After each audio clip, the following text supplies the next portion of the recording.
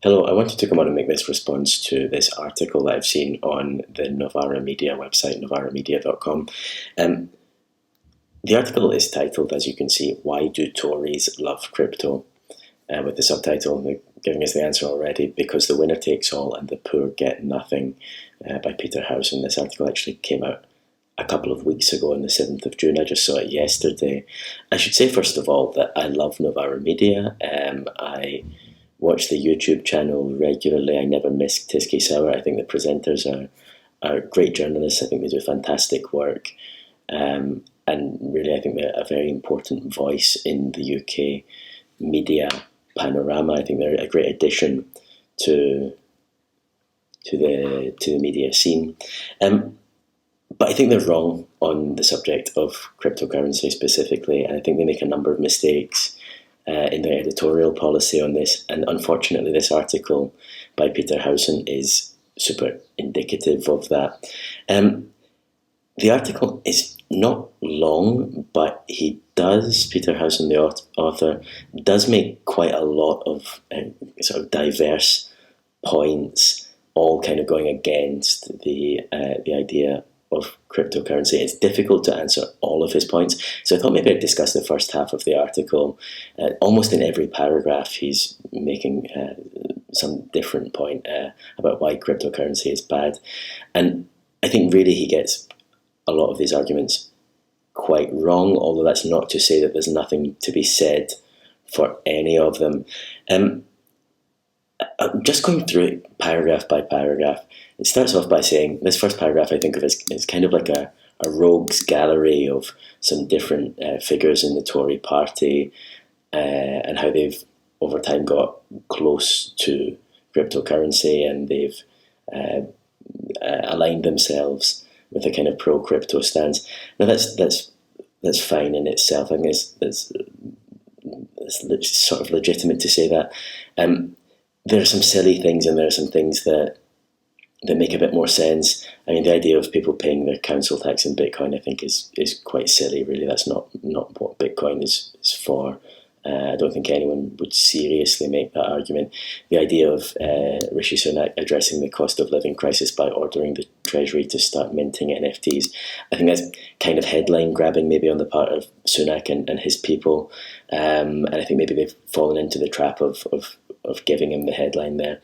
Then the alarm bells started to sound for me in the mention of this former Tory councillor, Nigel Wright, who apparently was caught recently blackmailing supermarkets for Bitcoin after he laced their baby food with shards of metal. Now, it's a horrific story. I had a look at the article. The guy was obviously doing a horrible thing, trying to make some political point, also trying to make money. The guy sounds a bit unhinged, I have to say. But really, the story has nothing to do with cryptocurrency other than that was how he was asking for the payment in this kind of blackmail. So then to respond to that by saying that cryptocurrency should be banned, to me is a little bit like saying that suitcases should be banned because he asked for a suitcase of money.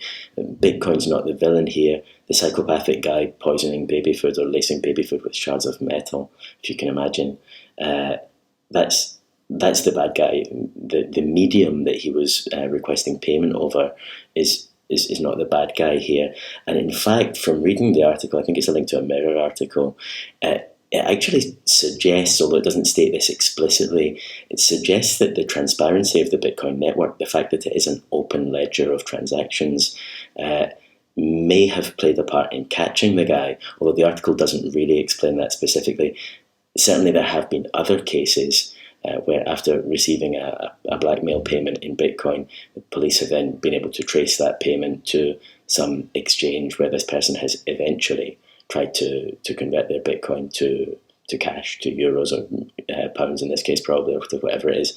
And that's how they've been caught, because of course every transaction on Bitcoin can be traced and can be seen.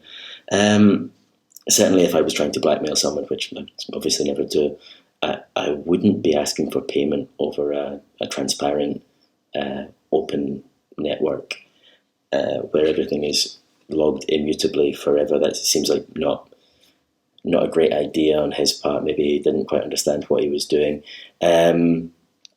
Okay, moving on to the next little paragraph. There's in this brief kind of paragraph of the article where the author, what was his name, Peter Howson, where he talks about price. Now, it's interesting.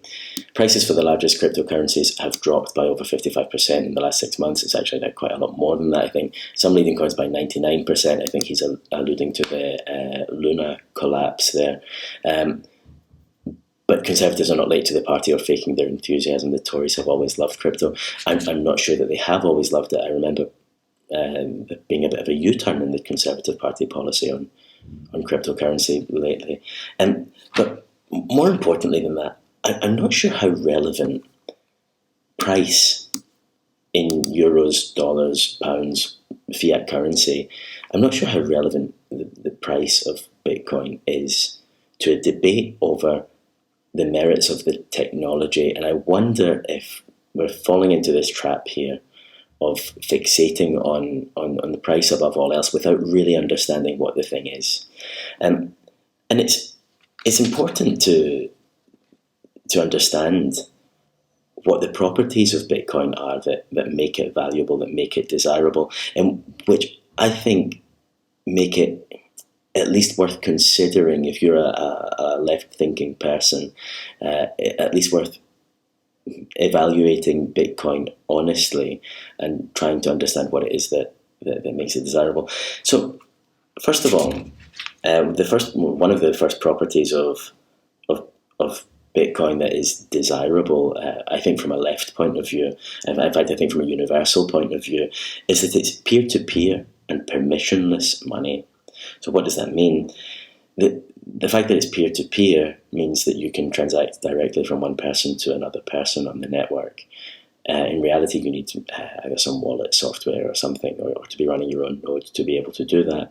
But it requires no intermediaries. I can send a transaction of some value in Bitcoin to any other user on the network, or even to someone who doesn't have an address on the network, and I can give them the address, I suppose.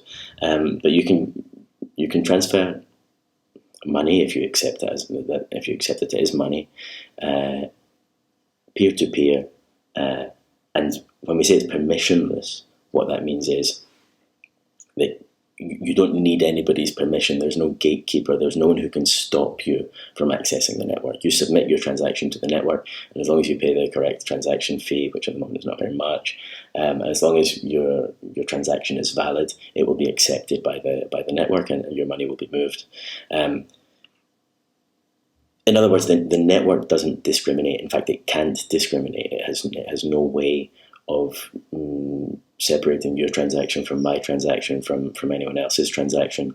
And I think that's a desirable property for all kinds of reasons. It means that you don't need a bank account, for example, to transact value on the Bitcoin network.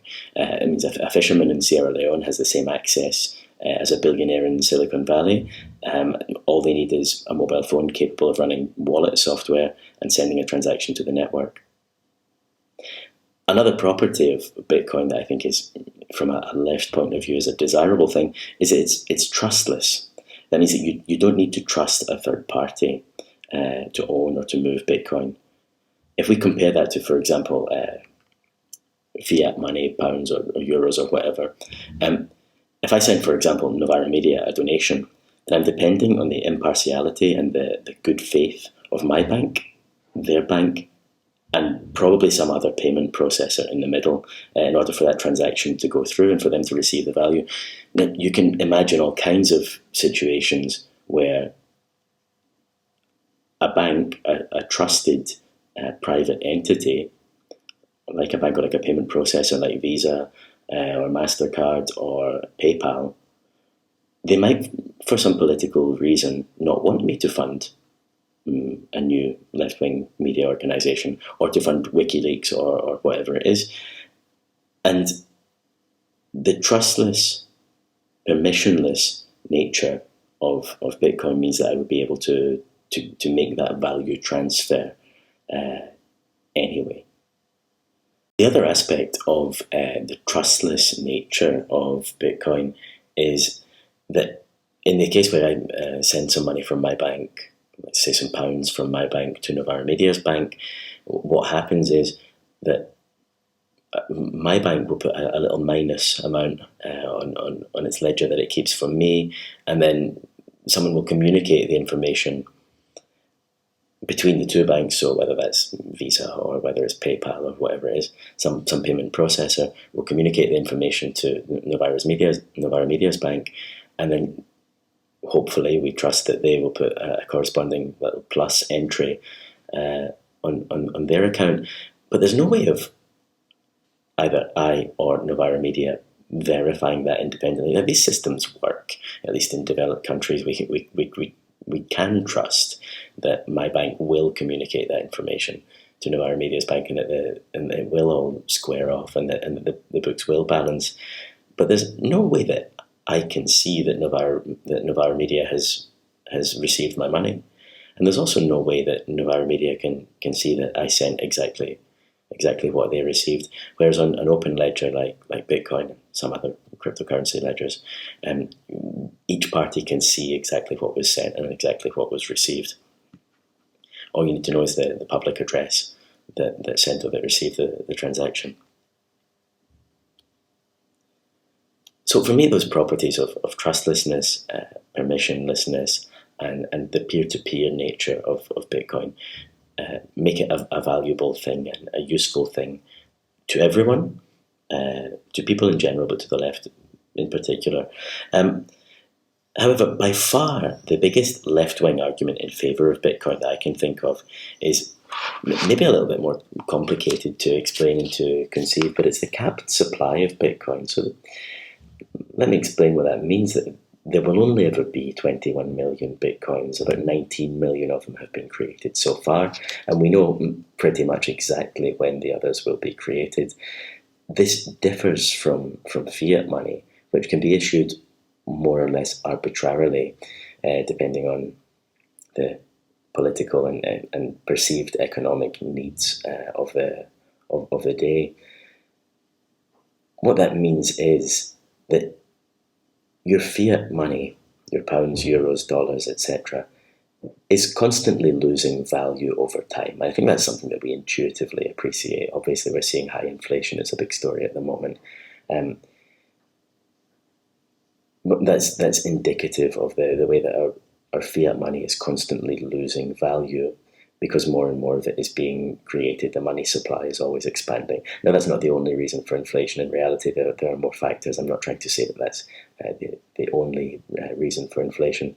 But the effective debasement of the money by swelling the money supply more than the increase in productivity of the economy is meaning, and we can see this in house prices, we see it in other asset prices, increasingly we see it in prices of goods. It means that your pounds in your pocket are worth less day by day, year by year. The idea of Bitcoin is that it has a fixed maximum supply. There will only ever be 21 million coins, and that this issuance schedule for these coins is programmatic, it's fixed, and it's known. Now, we have to think a little bit, if we're interested in what that means for left-wing politics, then we have to think a little bit about what that means for our time preference of money, for the way that we will spend our money, the way that we'll save our money. In an environment of high inflation and low interest rates, like the current one, we're incentivized to spend our money sooner rather than later. Money is cheap, and holding on to it in your account doesn't pay you dividends. You don't get a lot of interest on your savings, and you know that next year you'll be able to get less for your money than you can get this year. This encourages us to spend. In fact, that's the very reason for having low interest interest rates. It's to try to stimulate the economy, to try to encourage consumer spending. And we have to think about what this is doing to the environment, what this is doing to our natural resources. Bitcoin, on the other hand, because of its fixed cap, because there will only ever be 21 million coins, encourages us to save, to hold on to your coins and not to spend them on frivolous things, not to spend them on, I don't know, maybe a holiday that you didn't really need, or maybe a short haul flight to spend a weekend in Vienna or something like that, or maybe to buy some crap from Amazon that you didn't need. I want to talk separately about the environmental impact of the Bitcoin network, because it's a big topic. I think we need to bear in mind when we talk about both the environmental impact and the social impact of Bitcoin, this concept of time preference of money and encouraging saving, encouraging accumulation in the sense of accumulating value that you earn during your life in something that's not going to be inflated away. Of course, there is a class of people in society that is protected from this inflation, and that's the capitalist class, which owns companies, it owns the means of production, and the landlord class. We can think about this capitalist landlord complex, if you like. The landlord class that puts its wealth into property, into the houses and flats that we need to live in, and speculates on those. So they put their wealth into these hard assets whose supply is limited or fixed, and which are accumulating more wealth to them. So in the case of what we could think of as the capitalist class, that means owning companies. And in the case of what we might call a landlord class, that means owning property. And then simply by doing nothing, by sitting on that wealth and of the sweat of the brows of the working class, or the rentier class, those people are accumulating wealth by doing nothing. So you have a kind of two-tier society where the ordinary people doing the work keep their wealth largely in fiat currency, which is inflating away to zero, which over time, if you just hold on to it, if you just put your salary every month in a shoebox under the bed, and you come back to it 40 years later, it'll be worth nothing. Whereas the people who hold the real wealth and who own the means of production are accruing value constantly by holding their wealth in shares in companies and in houses. You might ask then, so where does Bitcoin play into this? Well, it means that we have a fixed cap asset that is accessible to everyone. So it offers a kind of flight from the debasement and the inflation in fiat currency. It offers a place to go, a place to put your earned wealth, where it should, hopefully over time, if the system works, the idea is that it will hold its value much better than over a long period of time. I'm not talking about looking at the Bitcoin pound chart now and seeing that it's down over the last 6 months. We're not talking about a scale of 6 months here. We're talking about a long time scale over your lifetime, for example. Hopefully, you would expect, if the system works and if it does continue to be adopted, we would expect that it to be a good store of value relative to fiat currency. There are other good stores of value. Owning your own house is another good store of value, but unfortunately that's very difficult for people to access. There's a very high barrier to entry to owning your own house. Owning stocks and shares in companies as well could also be a reasonable store of value over time, but you have to be very careful. You have to know what you're doing as well. So those are some of the arguments that I think should make Bitcoin an attractive prospect to the left. I could go into more detail in all of these in future videos or future talks. I would be interested to do that, so let me know if that's something that you would like to hear or like to read or like to collaborate on. But returning to the article, I'm not going to get through all of it because maybe I'll leave some of it for another day.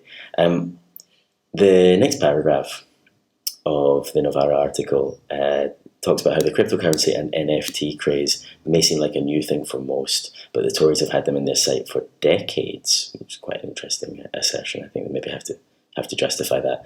And I'd maybe like to separate out cryptocurrency in general, NFTs, which are a related technology, but again, it's a subject for another day, and what is Bitcoin, which is rather special. I mean, I think to be talking about cryptocurrency in general is not the same as to be talking about Bitcoin specifically. It's a specific technology with its own properties and its own its own design. But basically, the purpose of this paragraph here is to kind of create a guilt by association between Bitcoin and Jacob Rees-Mogg. If you don't know who Jacob Rees-Mogg is, you're very lucky. He's an odious British politician who believes all kinds of horrible things. And you look him up and find out some of the policies that he's brought about and voted for in Parliament. But what I don't like about this part of the article is trying to create this kind of guilt by association, and it's kind of 2 degrees removed as well. Let me explain. The article asserts that the spiritual forefather of crypto ideology is the actual father of Jacob Rees-Mogg, the sovereign individual co-authored by William Rees-Mogg in 1997. This is a book that I've heard of. I haven't got around to reading it, I have to say, so I'm not reading this. I know that William Rees-Mogg was a sort of prominent libertarian thinker. To call him the spiritual forefather of crypto ideology, it might be a bit of a stretch, but I can understand where they're coming from. The book apparently explains how to profit from social collapse. Despite being written well before Bitcoin, it makes some pretty close predictions for the ascent of cryptocurrencies, envisaging a wildly unequal dystopia of tech-savvy crypto speculators and homeless wretches. So what they're saying here is not that Bitcoin is bad because Jacob Rees-Mogg likes it and Jacob Rees-Mogg is bad. That would be bad enough. For me, that would be a kind of intellectual stretch to say, okay, bad person likes this thing, therefore thing must be bad. I wouldn't accept that as an argument. But they're not even saying that. They're saying that the father of this bad person probably would have liked Bitcoin if he had lived to see it grow. He died in 2012, I think, William Rees-Mogg. So therefore Bitcoin is bad. It's bad because the father of a bad person probably would have liked it, is kind of what they're saying. I mean, maybe that's being a bit unsympathetic to the writer of the article. But I just don't really get what the connection is here to Jacob Rees-Mogg, other than that his father wrote the book. I think my screen recording software seems to have stopped at that point. But I think more or less I had made the point that I was going to make. Also, I've realised that I was using the wrong microphone for the recording, but I think I'll just leave it. I think I've made the point that I wanted to make, which is that what this article is largely attempting to do is to create a kind of guilt by association. It's mentioning lots of Tory nastiness, and kind of in the hope, I think, if this is not being too cynical, that by mentioning these things in the same sentence, by mentioning Jacob Rees-Mogg and cryptocurrency in the same sentence, that you can kind of create an association between the two things that is not necessarily real, to be honest, or certainly not the whole story. The article pays very little attention to merits of Bitcoin specifically, or of cryptocurrency in general. It's largely uninterested in the technology, or pays little attention to what Bitcoin actually is. And it's a hit piece, really. It's someone who has decided clearly before putting pen to paper, before doing any research, what their conclusion will be, and then who sets about trying to throw lots of mud at the wall and see what will stick in the reader's mind. I feel a little bit sad to say that, because I think Novara is generally a quality media outlet, but I just think this article falls below its standards. I think that's why I felt like I wanted to record this response. There are so many more things to say. There are environmental arguments to look at. There's the whole part of the article, which I think the writer actually does very well, about the crypto lobby, and I wanted more of this. There's a kind of very small part of the article that kind of serves as an expose on a potential revolving door between cryptocurrency industry firms and conservative politicians. And I think that's super interesting. I think it's super important to pay attention to that. I don't think that any private company should have influence over public policy or law. And I think absolutely these people need to be held to account, and we need to dismantle this lobbying system. I think it shouldn't exist. And I would have liked more of that. Really, I think that the author, this seems to be the area where he knows his stuff. On the virtues or vices of Bitcoin, the technology, honestly, the author doesn't seem to be particularly well informed. On the Conservative Party connections to these companies, now, I have to say, we're talking about some private companies. Bitcoin is not a private company. Copper is a company which I think, I had to look this up before, but it provides a platform for institutions and businesses to invest in cryptocurrency and digital assets. Crypto.com I've heard of before is a platform doing something very similar, but it's more for retail investors, as they say, so ordinary people, not for companies and institutions. Ripple Labs is a kind of beleaguered company that had a product trying to create a cryptocurrency for interbank settlement. And they've been trying to do this for years, and they've been unsuccessful. They basically haven't managed to do it. And eToro is a stocks and crypto and commodities trading platform.